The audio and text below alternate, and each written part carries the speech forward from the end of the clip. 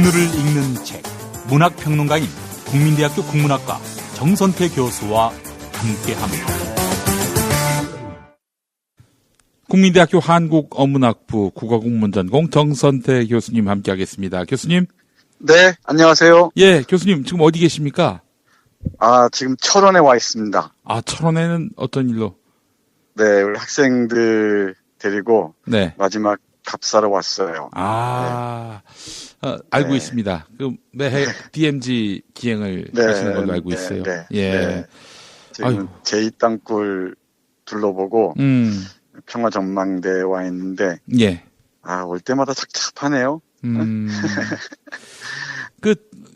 올해부터는 볼거리가 많이 또 없어져서 초소도 없어지고. 네. 근데 그런데다가 오늘 미세먼지가 워낙 심해서. 예. 네. 답답합니다. 예. 자, 교수님, 그래도 매해 이렇게 DMZ를 가시는 이유가 뭘까요? 국어국문학과에서. 네. 아무래도 한국 현대문학사에서 전쟁을 빼놓을 수가 없죠. 분단도요. 예. 네.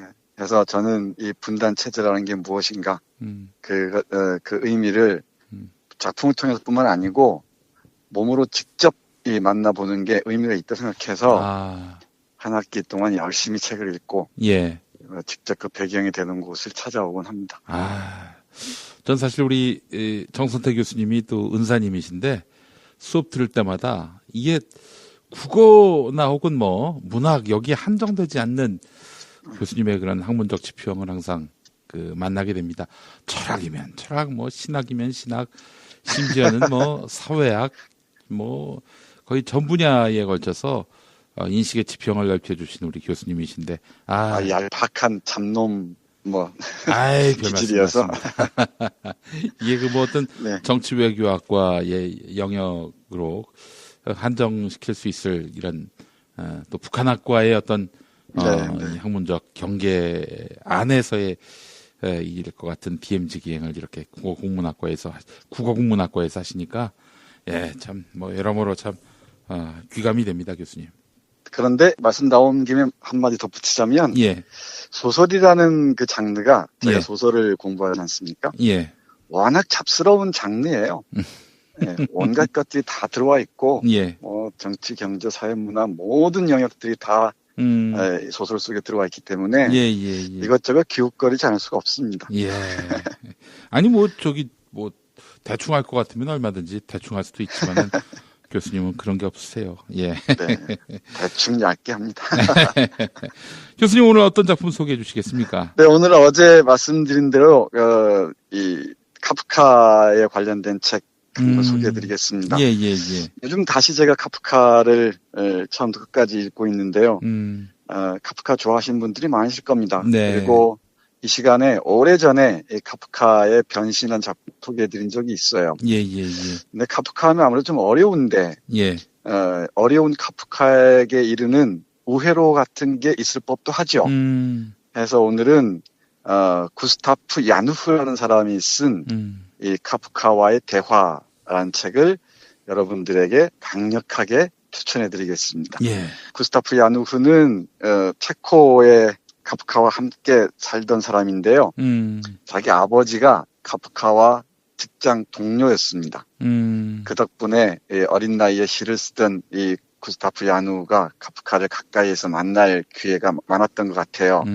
그래서 카프카와 만나서 들은 이야기를 메모했다가 쭉 적어놨다가 카프카가 죽은 다음에 카프카와의 대화라는 책으로 엮어냈습니다. 카프카라는 작가가 워낙 까칠한 사람이어서 대화하기가 좀 쉽지 않았을 텐데 이 구스타프 야누도 시를 쓰는 사람이어서 역시나 이런저런 얘기가 됐던 것 같습니다. 이 책은 소설이나 이런 게 아니고요.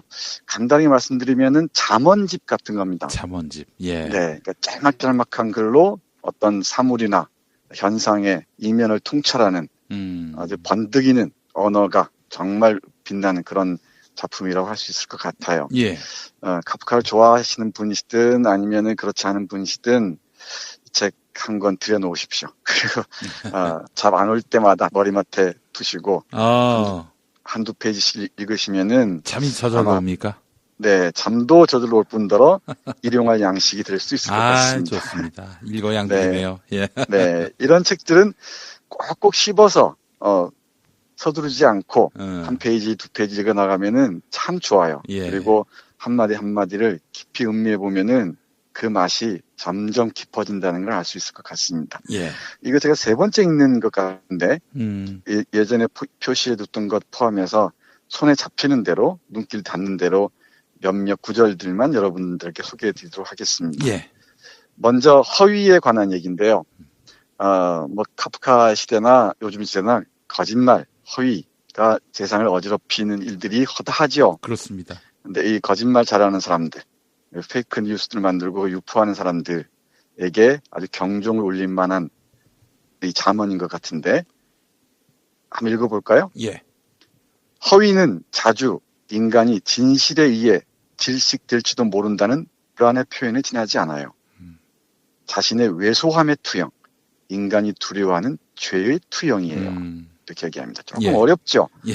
근데 허위를 유포하는 자들은 자신들이 진실에 의해 질식될지도 모른다는 불안의 표현이라는 거죠. 허위라는 건. 진실에 의해서 내가 숨막혀 죽을지도 모른다는 불안 때문에 이 허위로 가득 찬 행동을 한다는 것입니다. 그것은 자신이 얼마나 왜소한가를 보여준다는 것이에요. 자기가 얼마나 보잘것없는가를 반증한다는 거죠. 그리고 그건 그 인간이 두려워하는 죄의 모습이라는 것이기도 하죠. 죄를 감추기 위해서 이런 거짓으로 자신들을 끝없이 위장한다는 거죠. 예. 제가 어떤 신문이라고 얘기하지 않겠습니다만은 우리 김 PD가 정말 좋아하는 사랑하는 신문이 있죠. 예. 그 신문의 실태를 아주 명확하게 카프카적 언어로 표현한 게 아닌가 싶습니다. 예. 이 자신들이 저질러온 거짓들, 배반해온 역사들 있지 않습니까? 예. 진실에 의해서 질식될지도 모른다는 불안 때문에 끊임없이 허위와 거짓말을 재생산하죠. 그리고 많은 사람들을 쇠뇌시키고 길들이고 조종하려고 한다는 거죠. 아유, 교수님. 네. 교수님이 어떻게 제가 조선일보를 미워하는 걸 아셨습니까? 저는 좋아한다 그랬는데 미워한다 그랬나? 예. 왜 어떻게 조선일보라고 이렇게 부드럽게 말씀하십니까? 조선일보지. 예. 근데 그 이면을 보면은 이런 불안의 표현이고요. 어찌 보면은 그들이 얼마나 왜소한가를 보여주는 겁니다. 자기 비판 능력, 자신의 양심에 비수를 들이댈 능력이 없는 자들은 늘 두려워하고요. 어떤 자신의 죄를 감추기 위해서 거짓의 털옷을 입게 마련이곤 하죠. 예. 그런 지점들을 날카롭게 읽을 수가 있습니다. 신문을 읽을 때 늘 주의해야 될 게 그 허위의 이면에 있는 진실을 읽으라고 얘기를 합니다. 그래서 저는 우리 김용민 브리핑에서 소개해주는 조선일보 기사들을 역으로 보는 훈련들도 해야 될 게 아닌가 싶습니다. 예. 그리고 이 카프카가 살던 시대, 카프카의 말년, 주로 1차 세계대전이 1914년에서 18년까지 진행되잖아요. 예. 이게 유럽 지성사에 어마어마한 충격을 몰고 오죠. 여기에서 군대, 전쟁, 정치에 대한 깊은 환멸을 보여주고요. 또 카프카 유대인 아니었습니까? 여기에서 어떤 차별에 관한 공포 같은 게 있었던 것 같습니다. 그래서 전쟁에 관한 잠언들도 많이 있는데 그 중에 하나만 보겠습니다. 군대란 무엇인가에 관한 얘기인데요. 먼저 읽어보죠. 실제로 모든 군대는 다음과 같은 단 하나의 표어를 갖고 있습니다. 우리 뒤에 금고와 책상에 앉아있는 모든 사람들을 위해서 전진. 현대의 군대는 인류의 진실한 이상을 목표로 삼지 않고 음흉하게 인간적인 모든 것을 배반합니다. 정확하게 얘기를 합니다. 군대란 우리 뒤에 금고와 책상에 앉아있는 모든 사람들을 위해서 전진하는 게 바로 군대라는 거예요. 금고를 끼고 있는 자들, 자본가들이겠죠. 그리고 책상에서 펜대 굴리는 자들이 있죠. 이 관료들이나 이 높은 자들이죠. 이른바. 그들을 위해서 전진하는 것이란 얘기죠. 현대의 모든 군대는 인류의 진실한 이상을 목표로 삼지 않고 음흉하게 인간적인 모든 것을 배반한다고 얘기를 합니다. 아주 섬뜩하게 와닿죠. 이런 카프카의 통찰이 읽으면 읽을수록 아주 강렬하게 와닿습니다. 또 하나 시인의 존재 이유에 대해서 한번 얘기해 보겠습니다. 시인의 존재 이유? 네. 이 문학자나 예술가의 존재 이유와도 관련이 될 텐데 이 플라톤의 국가를 얘기하면서 관련해서 덧붙이는 부분입니다. 이 책 보면은 카프카가 어떤 책들 읽었는지, 어떤 책에 대해서 깊은 애정을 보였는지, 어떤 책들은 그냥 한 큐에 그냥 내쳐버렸는지 아주 선하게 알 수 있는데요. 시인, 예술가 또는 문학자의 존재 이유를 이렇게 얘기합니다. 시인들은 현실을 변화시키기 위해 인간에게 다른 눈을 넣어주려고 애쓰고 있어요. 그래서 시인들은 본래 국가를 위협하는 요소예요. 변혁을 원하기 때문이죠.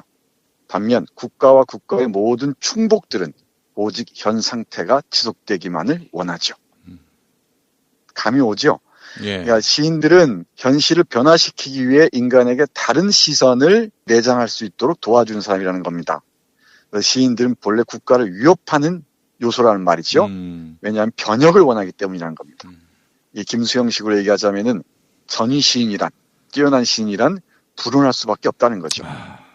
그래서 반면에 국가와 국가의 모든 충복들, 이 관료들은 오직 현 상태가 지속되기만을 원한다고 카프카는 일갈합니다. 좀 아프게 와닿습니다. 이런 구절들 보다 보면은 이 글 쓴다는 게 얼마나 부끄러운 일인지 난감해지곤 합니다. 언어는 고향의 소리를 내는 호흡이다라는 표현이나 언어는 영원한 애인이라는 표현도 오랫동안 와닿습니다.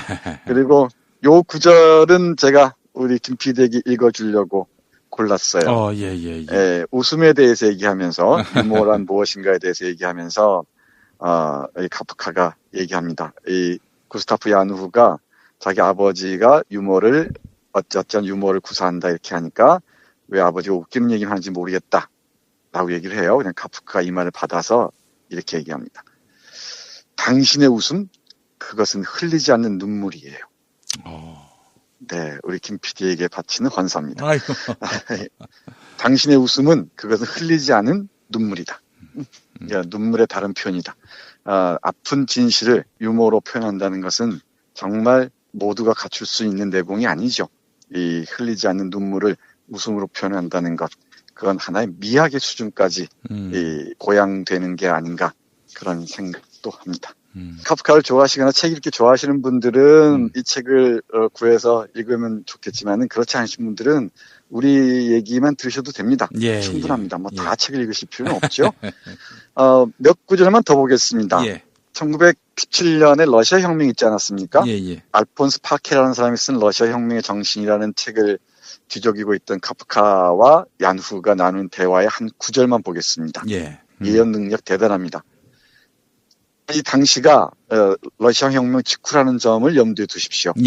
홍수가 넓게 퍼지면 질수록 물은 그만큼 더 얕아지고 흐려져요.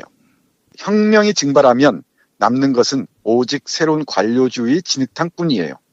고통에 시달리는 인류의 족쇄는 관청 용지에서 생기죠. 이건 많은 사람들이 음미해야 될 것 같습니다. 혁명 정신이 증발하고 난 자리에 남는 것은 새로운 형태의 관료주의라는 진흙탕뿐이라는 겁니다. 러시아 혁명이 그 혁명 정신이 퇴락했을 때 레닌 사후에 스탈린이 지배하면서 그 관료주의의 수렁으로 빠져들었다는 걸 잘 알고 있죠. 진화된 관료주의 있죠. 네, 여기서 한마디 덧붙이자면은 촛불 혁명 정신을 망각하는 순간, 그 정신이 증발하는 순간 남는 것은 새로운 형태의 관료주의입니다. 그렇죠. 어쩌면 더 교묘한 형태의 관료주의일지도 모릅니다. 그 점을 끝까지 응시하고 감시하는 우리 시민들의 태도가 필요하지 않을까. 이 카프카의 문장 읽으면서 새삼스럽게 떠올리게 되네요. 어떻게 필이 딱 오죠. 그렇습니다. 정말 이게 수많은 구절 중에서 몇몇 구절들만 따왔는데도 제가 다시 읽어도 참 카프카의 언어는 날카롭기 그지 없습니다. 좀 더 볼까요? 이 공장 얘기입니다. 공장 얘기인데 우리 청년 김용균 며칠 전에 말씀드렸습니다만은 청년 김용균의 죽음이 IMF 체제의 구조화의 문제이기도 하고 여러 문제이기도 하지만은 결국은 자본주의의 저주의 한 표현이 아닌가 싶습니다. 관련해서 보겠습니다. 공장들은 단지 돈의 이윤을 증식하기 위한 기관에 지나지 않아요. 이때 우리 모두는 그저 별로 중요하지 않은 역할을 할 뿐이에요. 가장 중요한 것은 돈과 기계예요.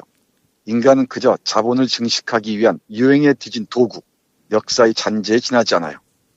정말 빠른 속도로 마찰 없이 사고하는 로봇이 과학적으로 부족한 인간의 능력을 대체할 거예요. 이렇게 얘기합니다. 그러니까 이 자본에게 가장 중요한 것은 돈과 기계죠, 당연히. 인간은 그저 자본을 증식하기 위한 유행에 뒤진 도구에 지나지 않는다는 것입니다. 이 인간의 존엄성을 얘기했던 인간 사상은 다 사라져버리고 이건 인간은 역사의 잔재에 불과하다고 카프카는 갈파하고 있습니다. 자본주의 저주가 점점 깊어지다 보면은 인간의 의미체가 사라져버리고 남는 것은 오로지 기계의 수단으로 전락하는 과정만이 남아있으리라는 게 카프카의 얘기인 것 같습니다. 예. 오늘 정말 이 카프카의 세계를 통해서 어제 교수님 말씀하셨던 고전이 네. 무엇인가를 다시 한번 또 절감했습니다. 네, 역시, 고전이란 예. 카프카의 말을 빌자면 이 카프카가 오스카 폴락이라는 친구에게 쓴 편지에서 얘기한 발을 빌리자면은 우리의 얼어붙은 영혼의 바다를 깨는 도끼와 같은 것이에요. 아이고 세상에. 네, 우리 청취자 여러분들 얼어붙은 영혼의 바다를 깨는 그런 도끼와 같은 고전들 한 권씩 장착하시고 네. 매서운 눈으로 이 새롭게 관료주의할지도 모르는 이 권력들을 감시하는 힘을 기르셨으면 참 좋겠습니다. 고전의 가치, 고전의 메시지가 바로 탄약입니다. 이걸 장착해야 합니다. 예. 네, 맞습니다. 도끼이자 탄약입니다. 예. 자, 청선태 교수님 오늘 말씀 잘 들었습니다. 네, 고맙습니다. 예, 교수님 무사히 잘 다녀오십시오. 네.